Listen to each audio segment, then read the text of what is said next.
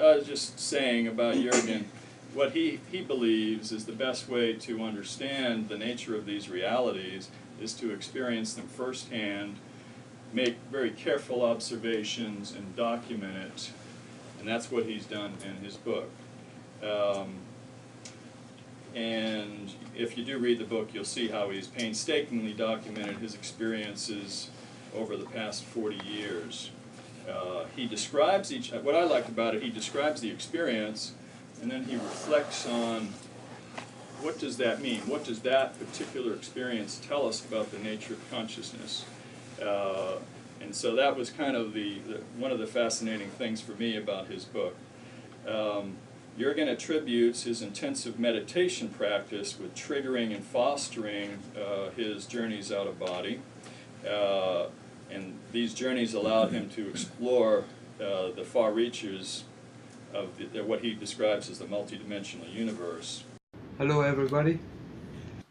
Yes, as Bob was saying, I've been recording my out-of-body experiences since 1973, and in the initial stages it was quite an extraordinary thing that happened in my life, and it was like an adventure which was just totally unbelievable. Then over the last 40 years I took it more in my stride, but what I did is I kept a record of the events which as they happened, but I made sure that I only recorded events which were where I had full waking consciousness. And lots of these events were initiated via lucid dreams. And I found that the best way to have these experiences is to induce a lucid dream and then attain waking consciousness. And that's at the crux of the whole matter, is that I believe it is what I experience, everybody can experience, because it is just an extension of the reality.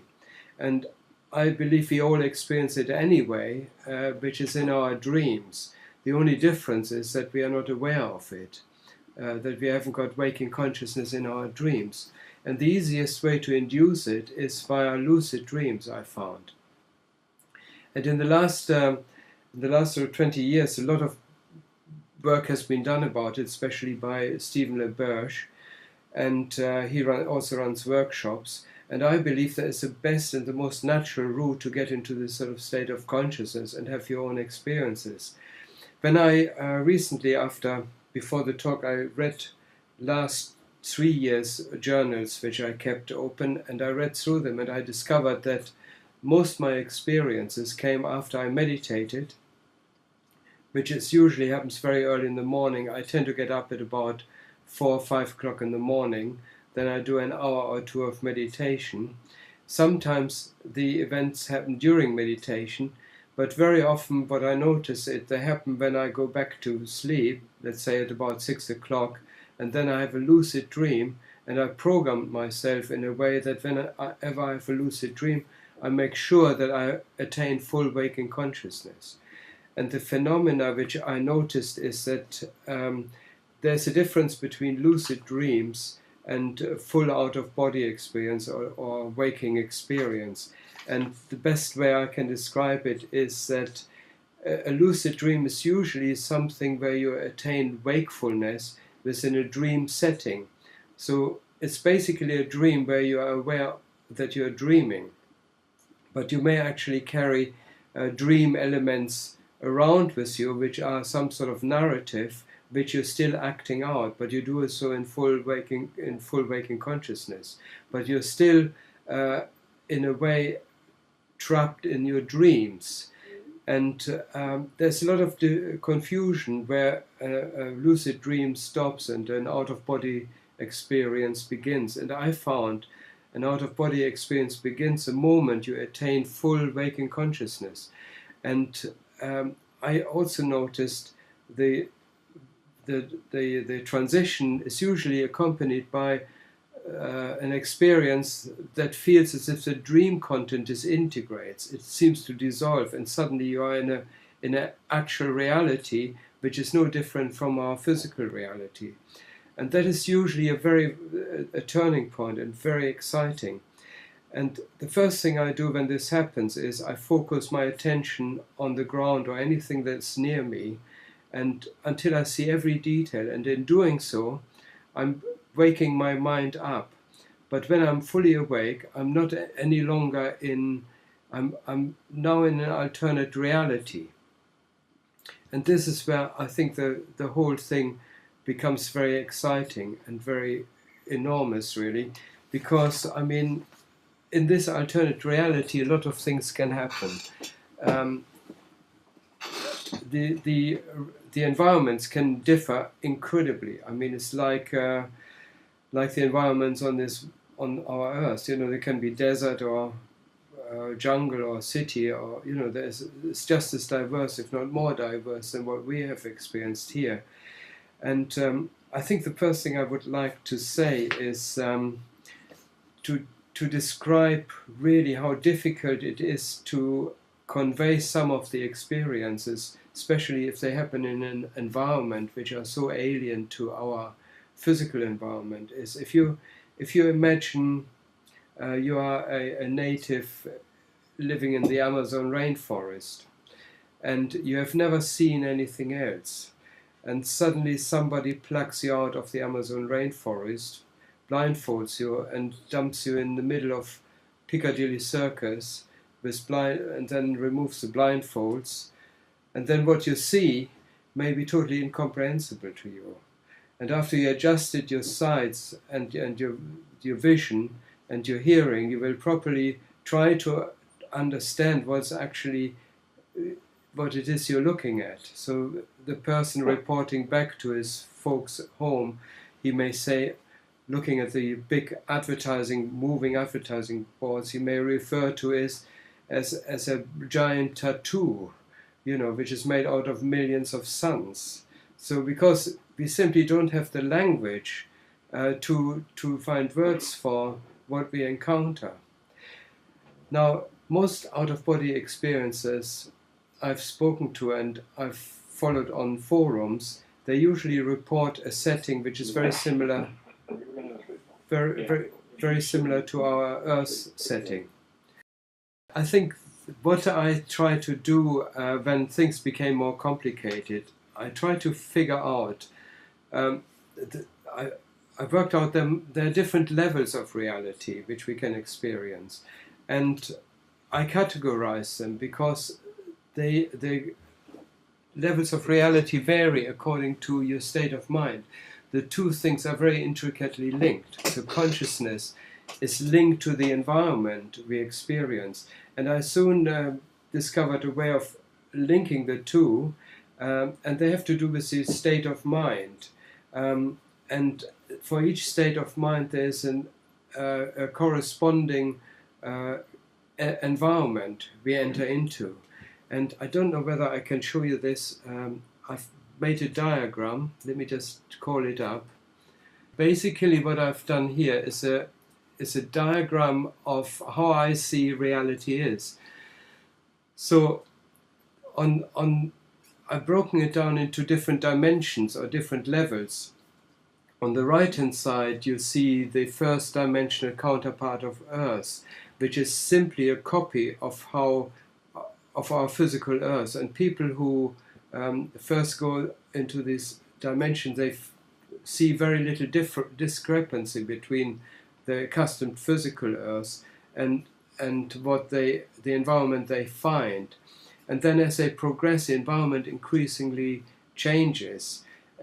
On the lower levels, it is fairly sort of dark environment, and then it gets increasingly brighter until we get into an Earth-like environment. And I found that there are certain states of mind which correspond to the world which we experience. So I discovered the lowest dimensional level, there are people, it's usually inhabited by people who have got some psychological disorders. Either they are paranoids, or they may have ego problems or self-centered or issues. And then the next level, which gets a bit brighter, where people usually act out their personal self-adjustment issues, and the environment they enter into is also a corresponding dimensional level. And then as it rises higher to another level, we find that people on that level act out their suppressed wishes, and they're on a wish fulfillment level. And on the next level up is a self-actualization level, and one could almost associate it with Maslow's levels he described in his book. And then so it goes on and on. Could I ask a question, Jurgen? Okay. Yeah.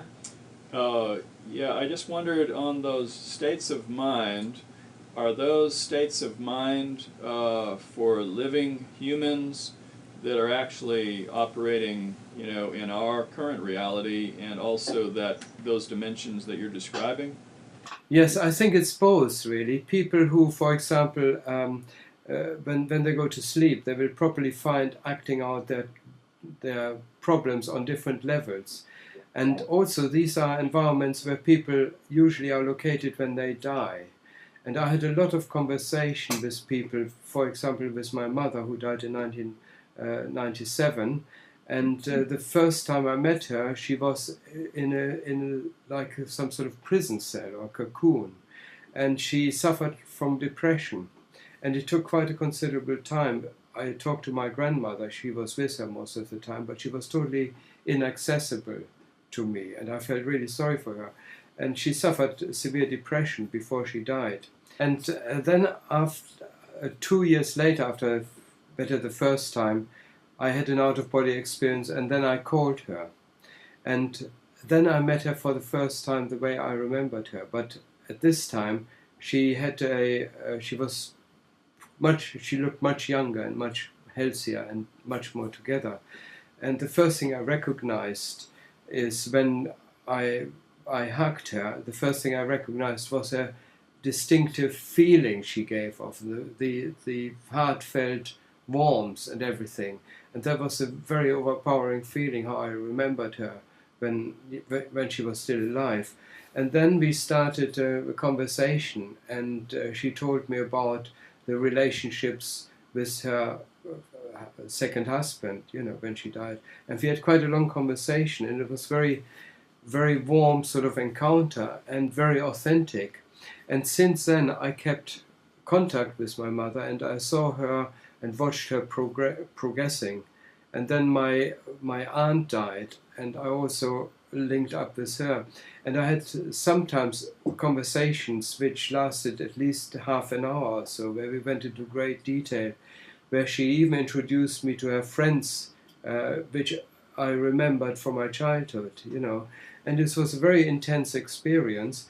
And I mean, it's almost difficult to believe, but I don't find it difficult to explain, because it's just an extension of our reality as we experience it here, because the feeling of the encounter is no different, the same wakefulness as we have on the physical earth, And I started very early on, got used to the fact that the people who live there, they're a very good source of information. So very often when I got out of my body and encountered people who were individuals like we are here, I started interviewing them and gathered a lot of information this way. And also the other thing I noticed, there are a number of people who are quite willing to also help you. So if you have any questions or if you have any requests, they will actually guide you and show you the territory. And also sometimes what happens is you are enlisted to perform some sort of service, which can happen out of the blue. And in my case, I have been asked to help people across the threshold. The very recent encounter was, if I switch back to show you some pictures in a minute, I wanted to. Sometimes I use the out-of-body experience to deepen my meditation, because when you do that, you get into a much higher state of mind and state of consciousness. So what I do is, the moment I am aware that I'm out of my body, I simply sit down again and carry on meditation, if it happens during the meditation. And then the effect is absolutely incredible. And very often it goes straight into a sort of ecstatic state of consciousness. And but it doesn't always work. This time I tried to do that, and I started lifting off into the air, and then I was suddenly brought back down to earth, and my attention was directed to a group of people. They were in some form of dark area, and one of the people, they also looked rather sick and unattractive. And the best way I can describe it was they looked like zombies, from the appearance, as if they had some sort of skin disease. And as I focused on one of the people, I recognized it was a woman, and I can show you a picture in a minute, which I drew. This is a very good representation of how she came across. So what I immediately found out, the moment I looked at her, I knew what she was all about. I could almost look into her. And I said, I asked her, do you know where you are? What happened to you? She said, I seem to be stuck in a nightmare, in a dream, and I don't know how to wake up. And so I told her, I'm sorry to tell you that you are actually dead, and she was quite shocked when I told her that. And when I looked at her, I found out how she died. I knew exactly what her background was, simply by being in her presence. And I knew that she was a prostitute, and she died of a heroin overdose. And the negative content of her experiences over the last few years, they were sort of all externalized in her appearance. There was very, very little positive aspects to her self, So I started comforting her, because she started crying and breaking down. And I put my arm around her and then told her that this is not the end of the world. There's sort of something that can be done about it. And I started talking to her, and she started opening up. And I performed a bit of a counseling service. And gradually, as I was counseling her, and she was talking to me and opening up and feeling a lot more free about this, her appearance started to gradually change, and her normal human appearance sort of started showing through as we were walking along, until also the environment started to change and became much brighter, until we finally reached some sort of park area where we sat down on a bench, and I said, from here on you can just sort of get used to your new lifestyle, and there will be people who will be helping you. Now, this is a thing which happens to a lot of people I've spoken to, or who are on forums. They are enlisted to perform some sort of service there. And this is also a very good opportunity to learn about the mechanics of the next dimensional level. And I always quite happy to interview people, and then also these guides, they come along occasionally, and you befriend them. I learned the names of a few guides. One was called Philip, and he had quite a good sense of humor, and he was always sending me up when I made a request to go to a higher dimension and a higher level, because very often I found myself on a very drab sort of earth-like level, and I was very keen to get into the loftier sceneries. And he usually had some sort of task for me, which I had to perform before he would allow me to see some better worlds around on a higher level. Aware of is which I started to categorize the different levels of reality, and I mentioned earlier how they correspond to states of consciousness, and that the higher the state of consciousness, there's a corresponding environment which is in tune to the state of mind we are in. So it looks as if the different dimensional levels can be reached via a different level of consciousness. So the best way to pass from one level to another is to tune our consciousness to the next possible level. And I found that on the lowest dimensional level, the atmosphere is very dull and very bleak, really. And I think the reason for that is because there's much less creative energy is manifesting there. And the people are generally very self-absorbed and selfishly minded. There's very little creative energy. And on the even lower levels, the only creative energy may be coming from negative energy, like hatred and things like that. And the environments are correspondingly created. For example, I found out that if I went to a special place, I could see the atmosphere was materialized in the environment. For example, a very oppressive atmosphere was demonstrated by big towering blocks of concrete and bleak houses and things like that, houses with no windows or very little light.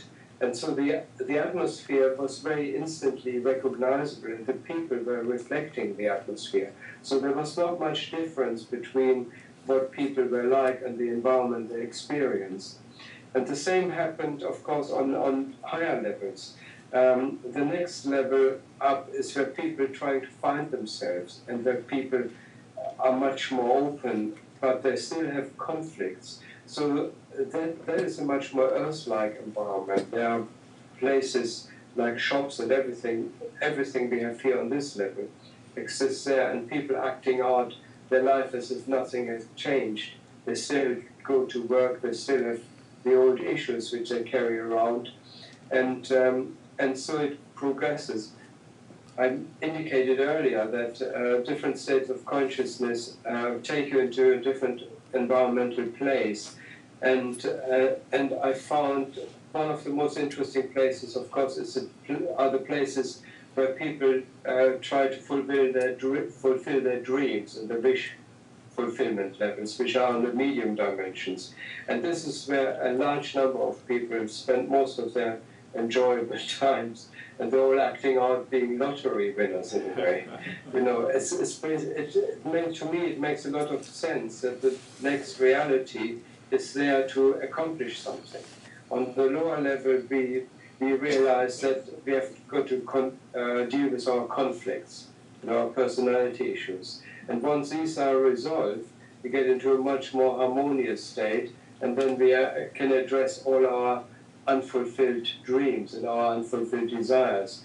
And I found these are really interesting levels because people are very creative on these levels. And these are probably what in the old days people would refer to as a summer land, you know, in the old sort of clairvoyant literature. And it's quite understandable because it's like a perpetual summer, and the people are much more relaxed and much more at ease. It is much more enjoyable to spend time there with people because they're not so self-obsessed. They are more interested in creativity and creating environments which are totally to their liking and their pleasing. And there you find some interesting things taking place, and I went on a number of occasions. The equivalent to cities, they are on a totally different scale, where people have everything we have here, from very luxurious hotels and holiday resorts to anything you can possibly imagine or want. And, you know, people, there's literally no limit to what people get up to and how they enhance their lives there. And then once this is all, I mean, this is really something one could actually make a whole film about, you know, and I sometimes wonder the best way to illustrate it would actually to make a movie. If somebody, you know, could do that would be the ideal thing. And then, of course, then it gets even better when you get to a more elevated level, where people, instead of fulfilling their dreams, they're trying to self-actualize. They're trying to fulfill their potential, and they are much more concerned with this welfare of each other and enriching each other and enhancing each other's lives. There's a much more greater social solidarity and awareness of other people. And aesthetics and art and beauty is on a totally different level. It is on these dimensional levels where I have the most enjoyable time, and also the most artistically, the most rewarding time, because it is here that people really come into their own and are very creative, and they do incredible things which are even the best Hollywood movies would not be able to express what can be visited here, what can be seen here. And I had the best, most enjoyable time, not just meeting people. I mean, when I met people, they were on a totally different level. You know, the communication was much better. In my book, I just described a small encounter with a woman I met in a house, a lady in the blue room, if you have the book. It was just the feeling and the wisdom of the people you meet there, the relaxedness and the empathy they show.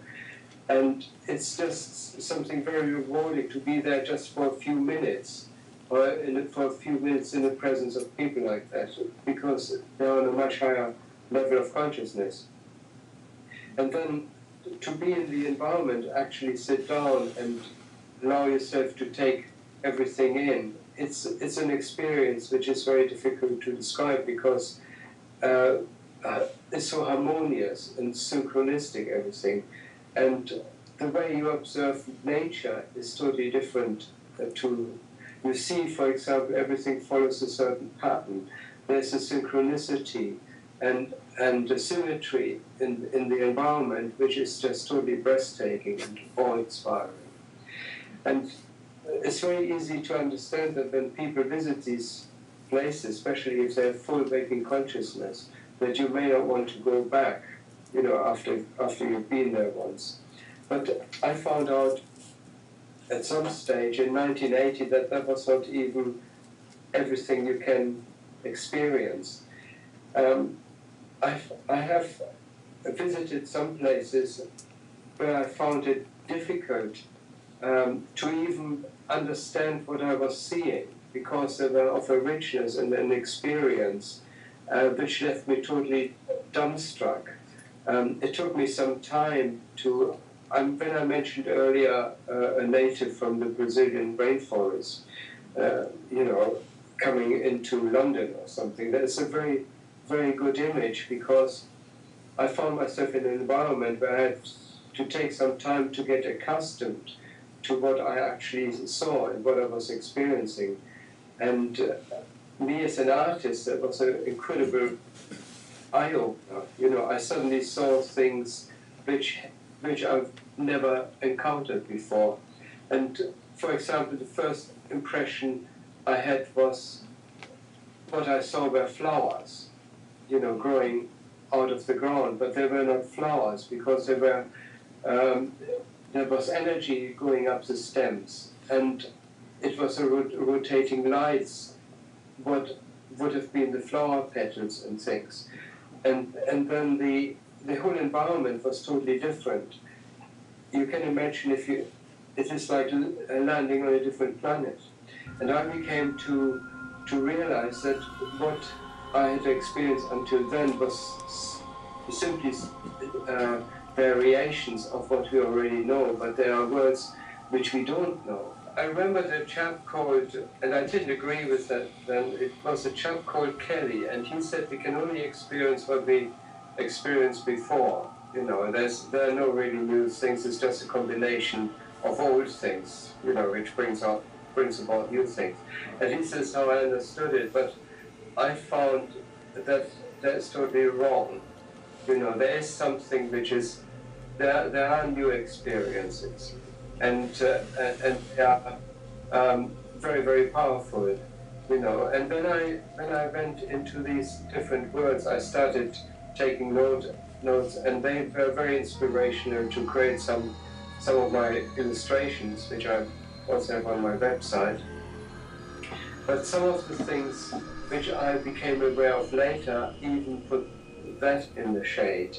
And this happened more recently. The first experience I had was in 1980, when I broke the barrier, which I call the material world, if you like, to the higher dimensional levels, and then went into the spiritual level, which was accompanied by a total sort of burn up of my social identity, you know, and my self-image I had. I had to totally abandon this in order to get into this higher state of consciousness, and that was only possible with the help of a guide which I met earlier during my out-of-body experience, who actually gave me some training to enter these different dimensions. And I described it in my book in more detail, if you're interested to read up on it. And this guide then accompanied me into these totally new states of consciousness,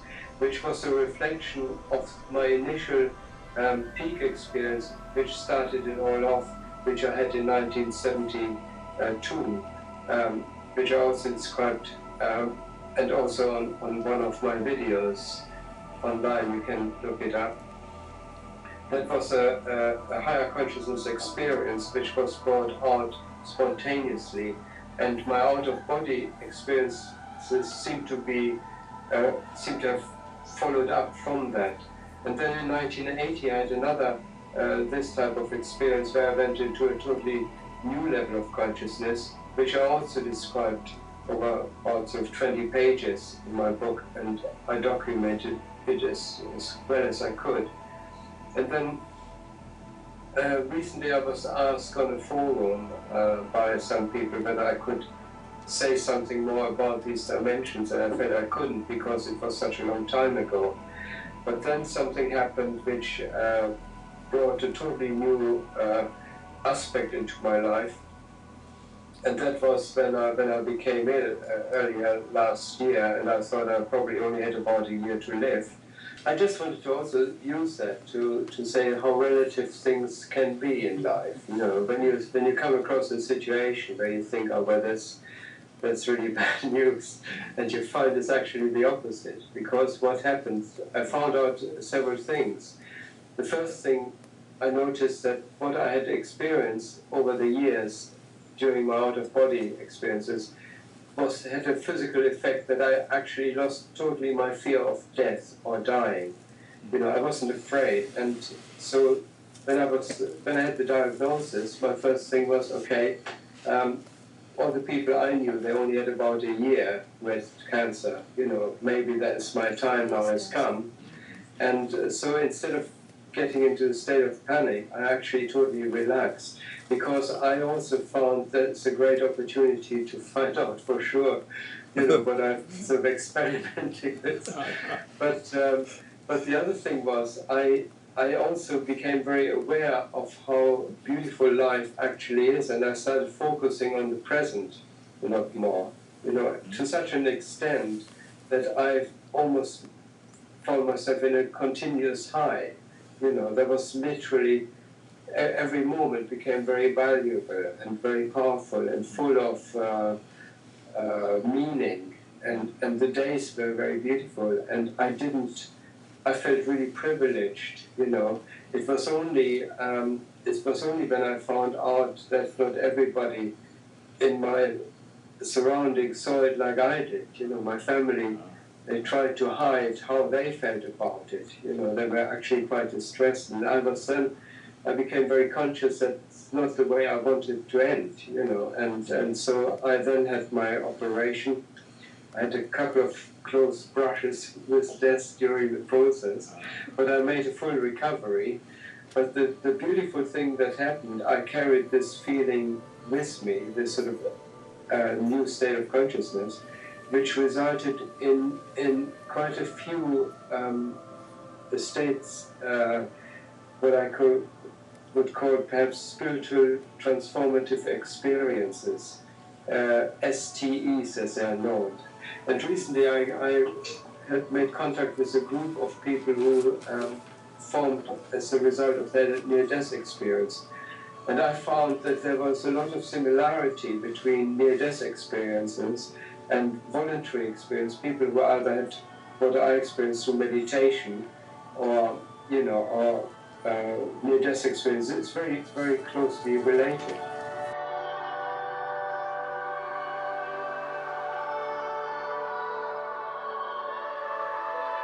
This is really interesting, because then I found out that much greater aspect of our reality is actually accessible, will be accessible to us, I believe, when we die. But also, the other thing I would like to point out is that what I discovered there is actually at the very heart of our existence. That without this level of reality, we would simply not be able to function, and that everything other than living in this state of consciousness is more or less a deviation from the norm.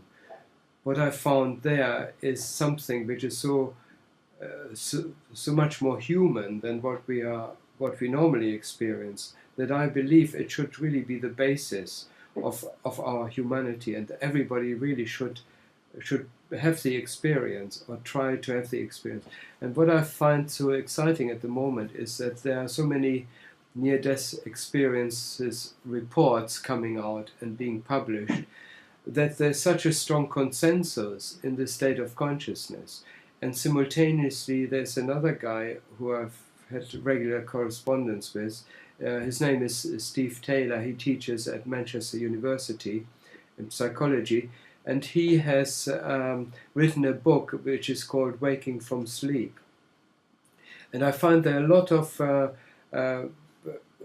types of reports and thoughts are being put forward, which all converge at the same time, and it opens a totally new reality for us, which I think is at the heart of each one of us, and which we are all able to explore. The only thing I find which has stopped us so far is because our attention has been directed away from the center, or from the focus of our inner self, and we tend to be too much distracted, from our right brain hemisphere, if you like, which is more feeling orientated, more living in the present without goals or without pursuing an outcome. And I found this is something which is really very, very close at hand for all of us, and I think it's just a matter of focusing attention and getting closer into this field to experience it. And that was the biggest sort of lesson I got from this. But on the other hand, from the experiential level, the other thing which I found really, really interesting, especially for me as an artist, is also that the reality extends to an incredible degree beyond what we can even imagine, And I found it incredible that once in this state of consciousness, the world increases, or the diversity of the world increases potentially, exponentially. For example, you find yourself in an environment, and simply I remember floating through an incredible landscape. The thing is that in this state of consciousness, your experiences are incredibly enhanced as well, and the accompanying dimensional level, or the external level, if you like, in a way, is also incredibly enhanced. Everything becomes much richer, It's really very difficult to find actually words for it. The only way I would like to give you a picture, if you imagine the different landscapes we have on this planet, the beauty of it, but then this is to a much incredible degree better. And for example, I can just imagine one thing I experienced, which I also try to describe on my website. I was drifting through a landscape which was like a delta with incredible rich vegetation, But then when I looked closer at the vegetation, it was something which was totally, I've never come across. You know, I was then drifting through a valley with a river inside, and rocks on either side, and from these rocks there were some organic shapes protruding, and they were continuously changing.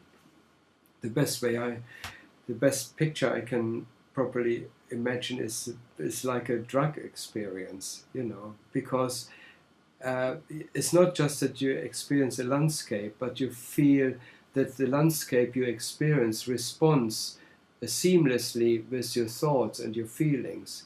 There's no divorce between who you are and your external world. It's all one, and yet you experience what you experience in front of you, outside you, if you like, but it's organically linked. So the moment you shift your attention, or the moment you look at something in particular, that particular object you look at becomes enhanced and unfolds. The other thing I notice is, for example, that sounds which appear, that sounds have actually shapes. And if you follow a sound, then the sound expands in its shape, in its shapes, and it can unfold. Or you can even take a word. One word which I illustrated was the word love. The moment you have the word in front of you, it becomes a thought, and the thought becomes a reality, and it expands and unfolds like a living organism. And the organism sort of sprouts leaves and things, and each leaf which unfolds has a meaning. And the meaning takes you into a deeper level of understanding of the object you're looking at. And it's incredible how the connectedness with the thought, the feeling, and yourself, and the understanding that goes with it is on a level which is can simply not be experienced on this normal thought processes, which are linear. You know, here you get into a thought dimension where instead of having to think or taking effort into the thought, you actually have the thought unfolding in front of you to its final analysis, to its final destination, and not only as a thinking process in an abstract way, but as a very physical, in inverted comma, way, which has shape, form, and an instant understanding and comprehension of what it means. For example, the color immediately gives you information of an aspect of the thought. Simply by looking at the color, you understand another dimension of the meaning of it. And then in addition to that, you have the sound of the object you're thinking about. There's a sound associated to every thought, and you follow the sound and you understand the meaning of the sound. And this is an experience which is totally new, and it's, yeah, I think the best word I can come up with is synesthesia, you know, where sounds have shape and color, and shapes have sounds component. You know, it's a convergence of every sort of auditory or visual form. And I was thinking, when I was a student, I was taught by a pupil of Kandinsky at art school, and of course Kandinsky always spoke about, you know, that colors have certain sounds. For example, he would say yellow is a trumpet and things like that. And it's very much that sort of feeling, you know, you get there's a wholeness in the experience, that there's no separatedness. The senses are not separated. And I was thinking, the book Rick Strassman wrote about DMT, the spirit molecule. And I find if people wanted to explore more these states of consciousness, then properly drugs could be a very useful method of investigating it. The only thing I found which was lacking with Rick Strassman's subjects was, I don't think he's chosen them very well. He should have chosen, instead of choosing people who had drug experiences, he should have chosen people who were self-actualized, who didn't have any personal issues to resolve this and take into the experiment. Because the problems with drugs is, if you still carry an ego identity around with you and issues, unresolved issues, these will take you into places which become very subjective and not very objective. And the only objective state of consciousness we can only attain if we become reality aware. And in order to become reality aware, we have to leave our social identity, leave it at one side, and our ego identity, and become just awareness, reality aware, being in the here and now without any attachments and without any judgments. And that, I think, is the only state of consciousness which makes science of the higher states of consciousness possible, by being able to observe in an objective way. And I found if Rick Strassman was going to repeat his experience, his research, he should recruit his subjects from this type of psychological profile, you know. And then the reports will be much more objective. And then if people, I believe that drugs, I mean, they have been used, you know, throughout history in a very intelligent way. And I think we can actually get more information this way, as well as by interviewing out-of-body experiences, and also people who have had near-death experience. And we will very soon find that whatever the data are which people present, there's a very close link between the different reports people give, you know. Yes, I did have a question on that, Jurgen. I think you kind of hit on an excellent idea. I think a lot of the writers on out-of-body experience, and also some on the near-death experience, there does seem to be a lot of similarities in their writing, both on the way that they were able to attain the state, and then also on what they encountered in terms of the different levels or dimensions. It sounds like there's really a need to have some kind of comparative study that compares the different writers and looks for the commonalities Yes. to really get at the underlying reality.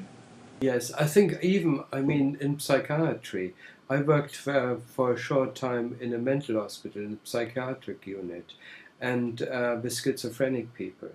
And some of the people I had a lot of conversations, and I found that some of the people, the way they perceive reality, it's totally sane when you adopt their viewpoint, because what they report is what they see.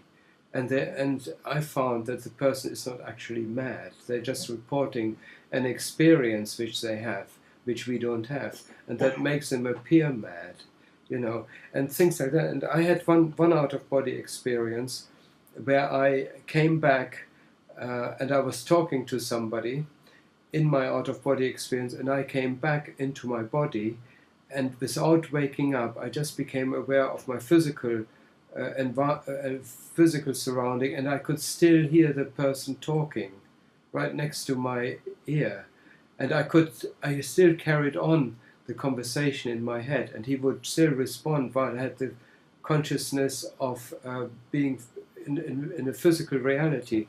And at that moment it struck me, this is how schizophrenic people may experience reality. They simply mix the realities together.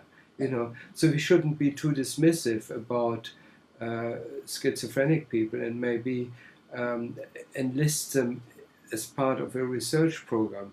The only problem is, of course, is when schizophrenic people develop paranoia, you know, and so their subjectiveness interferes with objective experience. But the way I saw it and I experienced is that people with schizophrenia experience an alternate dimension, a reality which they superimpose onto the world where we, which we share, and this makes it so difficult.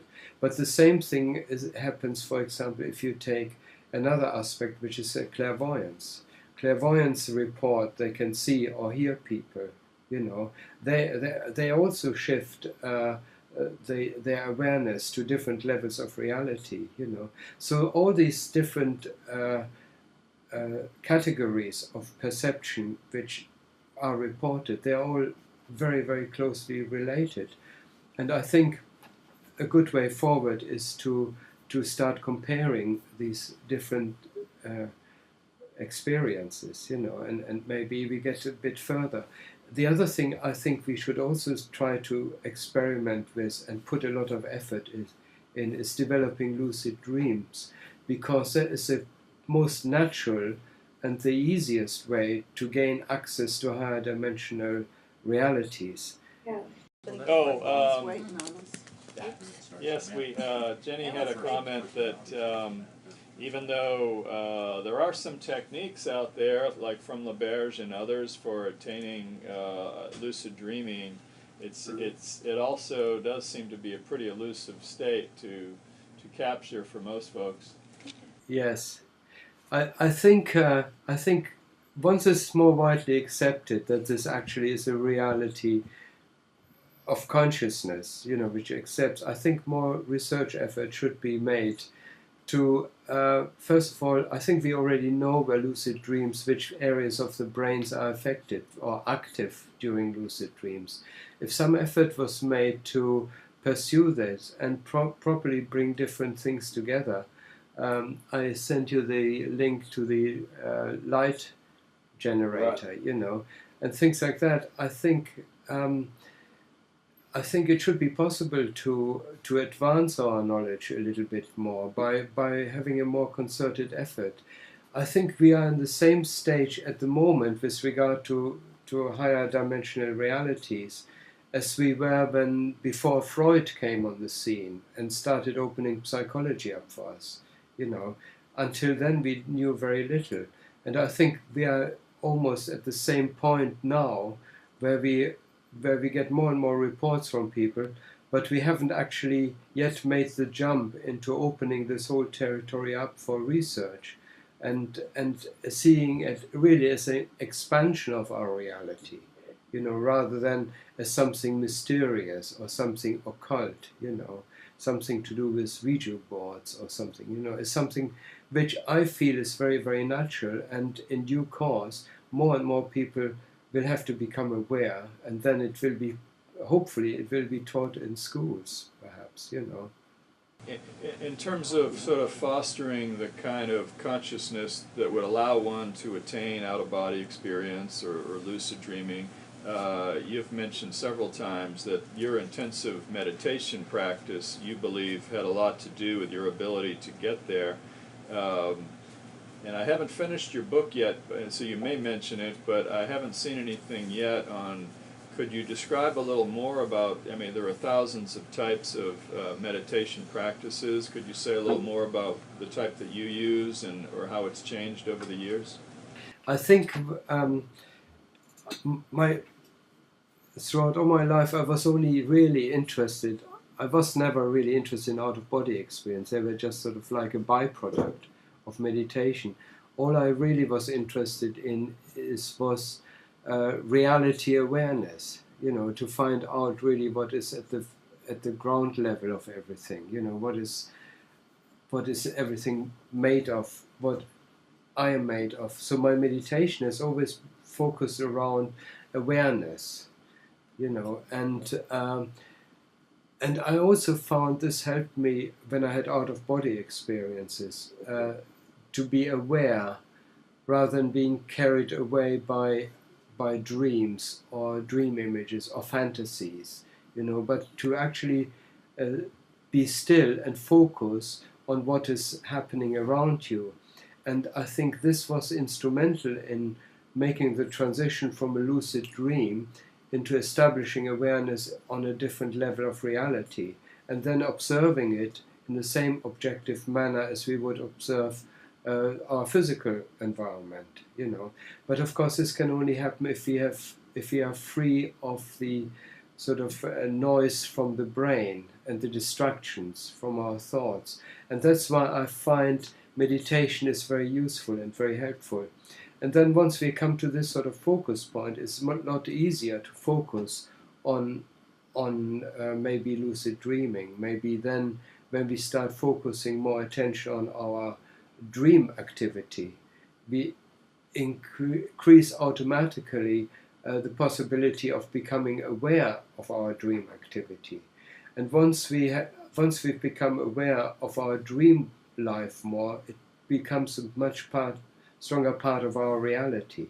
We pay more attention to our dreams. And then we can look out for certain patterns in our dream. And I always found, when I looked through my notes, the point where I became aware in my dreams was usually a stimulus which made me see that there's something which cannot happen, you know. And that was always a trigger, and I programmed myself to look out for something that cannot happen, you know. And it's incredible how this gradually takes root and how you can build on it. You know, once this becomes a reality, then you know the next time it's easier to attain. And sometimes it's overwhelming. The experience is very overwhelming. I had a meditation last summer when I was in meditation, and suddenly I went into a very deep sort of drowsiness, and I must have passed out or fallen asleep. And then I suddenly woke up again, and I suddenly found myself, I was walking along Brighton Beach, which is about 15 miles from where I meditated. But I didn't think that I was meditating. I thought, oh, I've forgotten where I parked my car. You know, it was so real that I thought, oh, I've had a bit of amnesia. I wonder where I parked my car. And I was walking along the beach thinking, oh, I must have, come here to take photographs or something. You know, that was the first thing. And I didn't realize I was out of my body at this. I was walking along, I was observing the pebbles on the beach, the sea sort of coming in, and then I thought, there's no way I could have gone here. And then I remembered I was meditating, you know. And then I thought the only way to test it is see if I can hover above the ground. And this was the only clue which I had that I was actually out of my body. The reality was so powerful, physical, you know, that there was no other clue I could have worked out that I was, you know, in a different reality. And these sort of things can happen when we focus more attention, you know, to our sort of inner life, really, you know. Yes. Yeah, question. As you have been talking about the results of your meditations, could you please talk about it, how you do it, and if it changed with time? I mean, you found new avenues, new techniques, new variations. Yeah, I changed my meditation. It depends very much on the feeling. One technique which I quite enjoy is a breathing technique where I breathe in through the base of my spine, follow the breath going up, and then when it reaches, I imagine it reaches the top of my head, and then I breathe out. But instead of breathing, don't just breathe out. I totally surrender. You know, I surrender myself, my identity. In the only way I can describe it is like a sort of feeling of a wave of love, or giving myself. You know, that surrenders my ego identity, you know, and so I follow this rhythm through, and after a while I get into a very high state of very subliminal state. And there's just one technique which I use, you know, and then another technique is simply to be aware, you know, and then if a thought comes up, I'm just trying to be aware without any thought, just the feeling of itness, of beingness, you know, in its purity, and just let everything else that sort of tries to interfere with it, I just let this pass by, you know, and that too can lead to very high states of consciousness, you know, and very beautiful, sublime states of awareness. And the other thing I became much more aware of over the last sort of 12 months, and also before, but much more now, is the feeling of being, a being feeling, of existing without any attributes, just the fact that you are living and alive. And that has a feeling that as if you are not on your own. There's almost feels as if somebody is always with you, like a presence, and I I refer to it as my silent companion. It's almost as if you are in the presence of a greater identity, of a greater being, and you have a two-way rapport with this feeling. And I find I also use it in meditation, that I surrender myself to this presence, to this being. And I heard people refer to it as a higher self, or the right side of the hemisphere, or there are lots of different names. There's been, or the daemon, there are lots of names for it, but it has very often been reported by people who had religious experience. But this has become very much an everyday thing now. The moment I open my eyes, I feel in the presence of some itness, which makes me feel that I'm not on my own. And you can always rely on it. Your whole state of mind changes. You don't see yourself as a separate individual anymore. Another way of putting is like, if you go out into town, it doesn't feel like a strange place. It feels like the extension of your living room. You are never an alien. You're always on home ground. And this is very often reported by people who had near-death experiences. They felt they had come home and arrived home. And I think it's nurturing these experiences which allows us to accept the whole spectrum of realities around us, and to tune into aspects. I think it makes it easier to open ourselves up to new experiences. I still don't. I still can't say sit down and say, okay, I want to have an out-of-body experience. It still doesn't work like that. I still feel it needs to be. I need to either be invited, or I have to spontaneously get there. But having said that, I never felt really motivated to have the experience as such. And since last year, I lost a little bit of interest in out-of-body experience, because this much higher experience sort of supersedes it, But the most important thing I find is that this is so much at the basis of our being, and no person is exempt from this. We all share this, and that's what I find so exciting about it. It should be the common denominator for being. It shouldn't be an exception. And I can't help but feel that we are just sort of bits of an hair away from it. There's just so it appears to be the most natural state of being, and the reason we don't experience is because we are distracted. That's the only thing. We are distracted and focused on things which are non-essential to that experience. Okay, I just want to ask any other question. I know we're coming up on about 90 minutes. Other questions that folks, Jenny?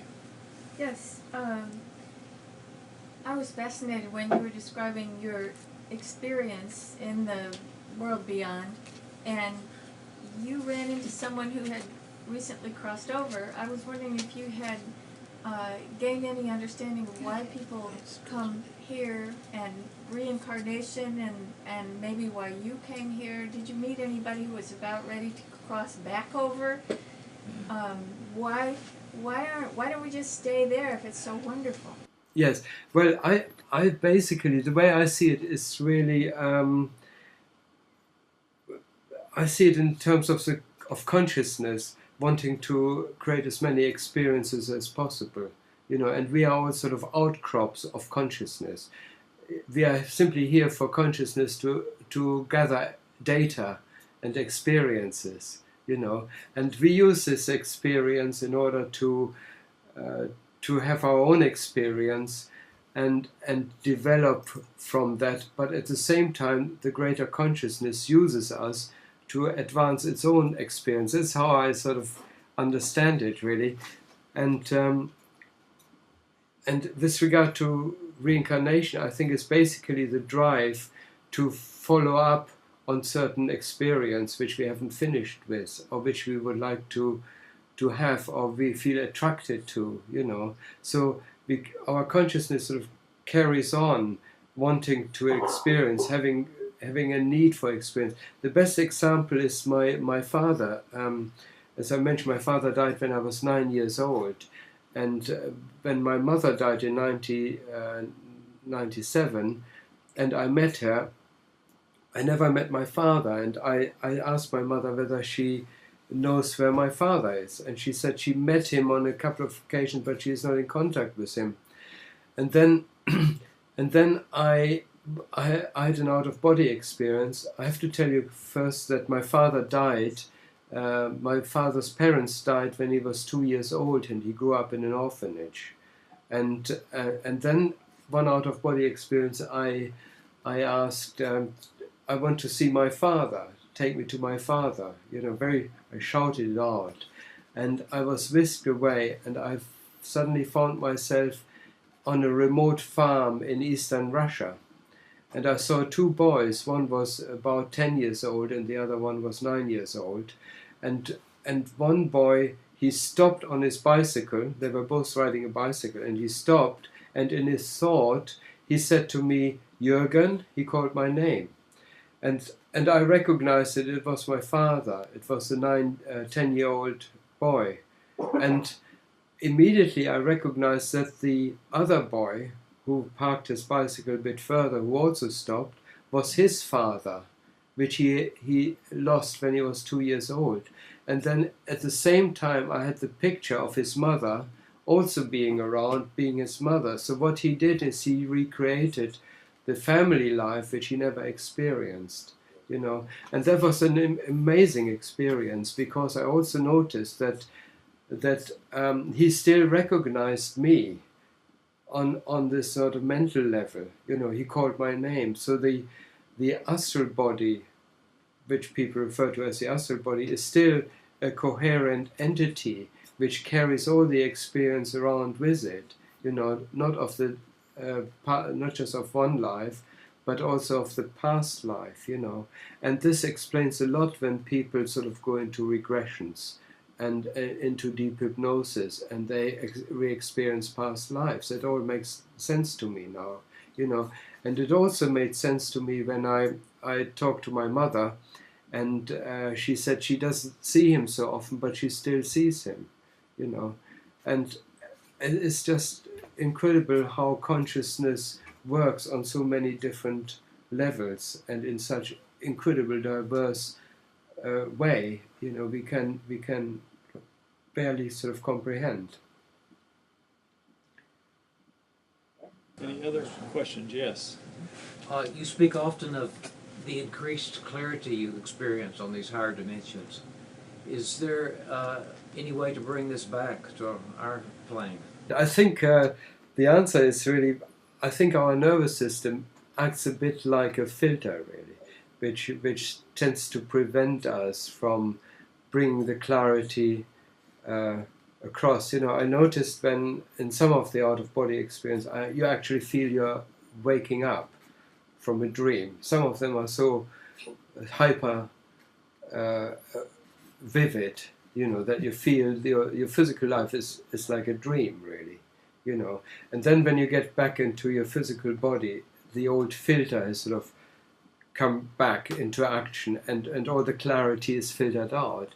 But that doesn't mean it's not possible to get a certain amount of clarity, bring it across, because when Buddha, for example, talks about he talks about awakening, you know, that when you get into a higher state of consciousness, you're actually waking up from the dream, and I found since last year that there's a bigger clarity now about life. Simply because there's less distraction, there's more focus on reality, you know. So the filters, you remove the filters more and more, and you live life more intensively, you know. And one way of describing it, the best way of describing it graphically, is when you go to work, let's say, a route which you follow every day, you know, the same route, and you tend to say, oh, I'm really bored here, I want to take another route. But if you are living in the present, every part of the way is new. It's always a new experience. Everything you experience is a new experience, is an authentic experience. There's no repetition, you know, and it's more, you become more alive. You're more focused on what is behind it rather than how it appears. And I noticed, I was talking to my wife about it, visually everything changes as well. You know, you become much more aware of beauty spots, or you become more aware of things which are beautiful.